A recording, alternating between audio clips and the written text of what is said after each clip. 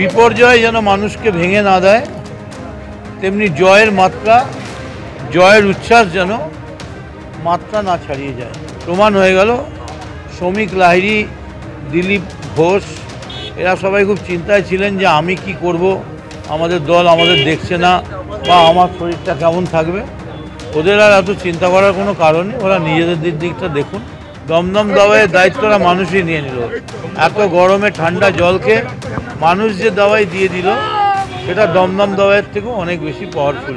সেটা গণতন্ত্রের দাওয়াই, সেটা মানুষের সমর্থনের দাওয়াই, এবং মোদির ঔদ্ধত্য অহংকারের, মোদি অমিত শাহের যে টর্চার সারা দেশ জুড়ে সমস্ত নেতৃবৃন্দ থেকে শুরু করে রাঘব বোয়াল ধরার নামে, চুনোপুটি থেকে রাঘব বোয়াল এই ধরার নামে সমস্ত বিরোধী শক্তিকে জেলে পুড়ে দেওয়ার যে চক্রান্ত, তার বিরুদ্ধে মানুষ যে দাওয়াই দিয়েছে, মানুষ জেনে শুনেই দিয়েছে যে এই যে দাওয়াই দিলাম, এখন 5 বছরের জন্য কোনো দাওয়াই, কোনো মেডিসিন আর কাজ করবে না। ওআরএসের প্রয়োজন পড়বে, কারণ দিন যত যাবে তত আরও তলানিতে গিয়ে পৌঁছবে।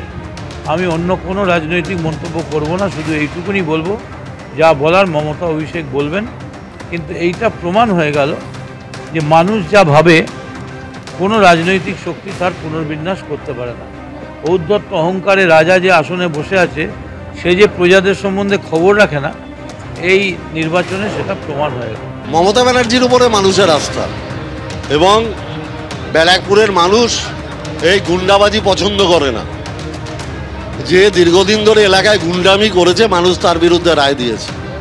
অতএব সে যাতে আর জীবনে গুন্ডামি করতে না পারে, তার দায়িত্ব মানুষকে নিয়েই করতে হবে, এটা বড় দায়িত্ব। জয় বাংলা, জয় বাংলা স্লোগান দেওয়ার পর মানুষ প্রতিরোধ করে তুলবে। মানুষ বলছে ব্যারাকপুরের ছেলেদের হাতে বোম না, পেন দেখতে চায়, আর ও সবার হাতে বোম তুলে দিয়েছিল। দলবদল কি এই হারের কারণ? 100 বার। যার কোনো নীতি নেই, আদর্শ নেই, ধান্দাবাজ, নিজেকে ছাড়া কিছু বোঝে না, সবাইকে চষে টাকা লুট করে, সব ব্যবসায়ীদের থেকে তোলে, তার বিরুদ্ধে মানুষ রায় দিয়েছে। এরপর কি কিরকম ব্যারাকপুর মানুষ দেখতে পাবে? আমি পুলিশ প্রশাসনের সাথে কথা বলবো, দিদির সাথে কথা বলবো। আগে মজদুর ভবন রেট হবে। কি হবে সেখানে? রেট কেন হবে? তবে প্রচুর সমাজ বিরোধী আছে মজদুর ভবন। কি মজুদ আছে সেখানে? মজদুর ভবনে ক্রিমিনাল আছে, ক্রিমিনাল, অনেক ক্রিমিনাল আছে।